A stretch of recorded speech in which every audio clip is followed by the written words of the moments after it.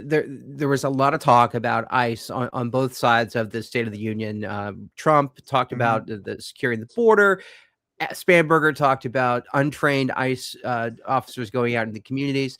And so I pull up this article here from Virginia Mercury. Virginia Democrats sharpen focus on ICE limits after Spanberger's State of the Union rebuttal. Virginia Democrats were already advancing legislation to curb state cooperation with U.S. Immigration and Customs Enforcement when President Donald Trump took the podium Tuesday night to tout record deportations and declare the border secure.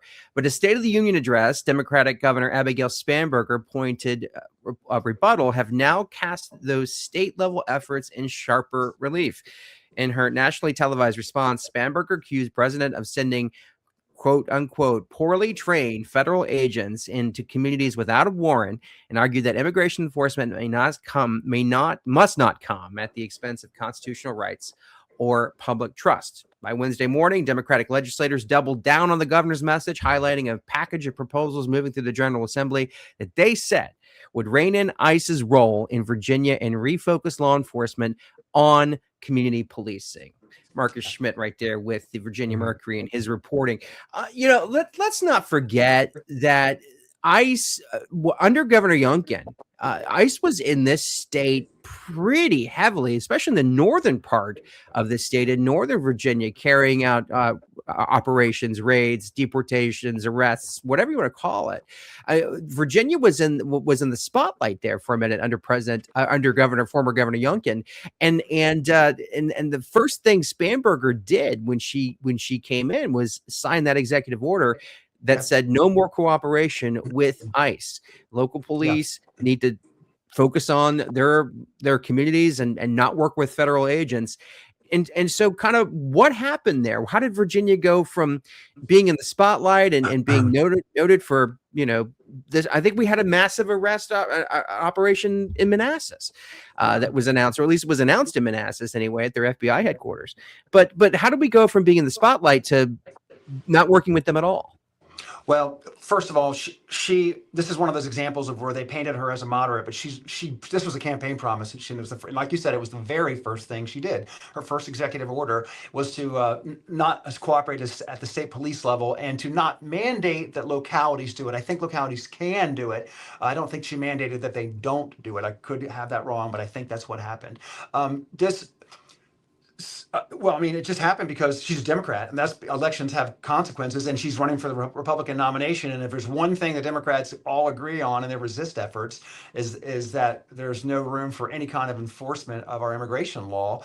I'm of the belief that these targeted operations were targeting criminal aliens. And I don't mean criminal because they crossed the border, but criminal because they committed further offenses once they got here. And I'm all for sending those people home.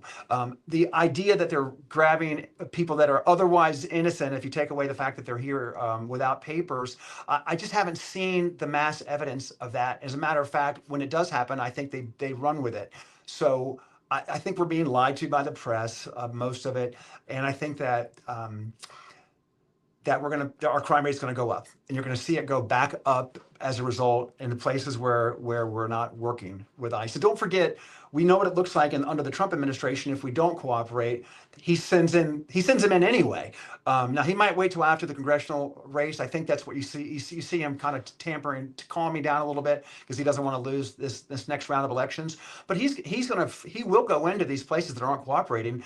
DC was in a great example. Like, no aliens don't want to be in DC working because they're so sure that it's just too high risk because DC won't cooperate. All you got to do is let them check out criminal aliens to see if they make the cut to be able to stay in the country or be processed out.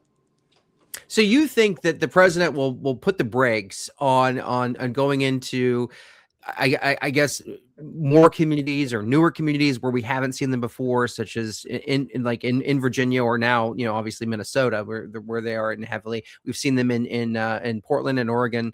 So you think they'll put the brakes on that until after the midterms? I think that's what I was taking away from Minnesota and Tom Holman going up there, is that he was looking for a way to disengage a little bit. They're still there, but to kind of take the spotlight off, to give another talking point on the Republican side of things, to come out of the press, maybe give a victory to the Democrats in that area. Yeah, he can be pragmatic. I think this would be a bad time to have more people getting killed, whether they got killed because they were interfering with legal police activities or not. It doesn't play well, and you lose votes. And he needs 2 more years of congressional of the House of both the House of Representatives and the United States Senate to continue his policies. So that's the more important goal. So yeah. Yeah, then it comes right down to politics then, because that was a lot of the questions is like, hey, when we see this, when we see these, we see some targeted arrests. I mean, those are still going on. We still see those covered and reported in Virginia, but nothing like what we saw under Youngkin when Trump took office. And Youngkin, for a while there, it seemed that he was no fan of President Trump, but then during his last year in office, Youngkin seemed to do more with the president. And so we'll be interesting to see how that relationship changed and what it did for him, for better, for worse, over his tenure, whether he was with Trump or not. But or whatever comes next. Yeah, exactly. What do you think he's going to do next? I mean, I see him coming up and running for Senate. No, he said he wasn't going to run for Senate. I asked him. You don't see that happening?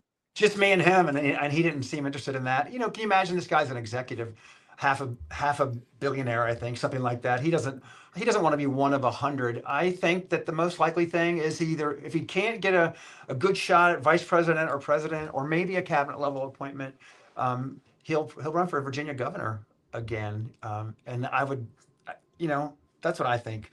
He's too good. He got a bad rap, not just from Democrats, but even some Republicans, for not being conservative enough sometimes. Those Republicans are just, I love them. They supported me. I'm Republican enough for them. I'm telling you, Youngkin's as good as Virginia is ever going to get, and he is a true Christian conservative. And I miss him, and we're going to miss him. If we can get him back, that would be great. But maybe he does something bigger. If Rubio and the vice president don't steal the show.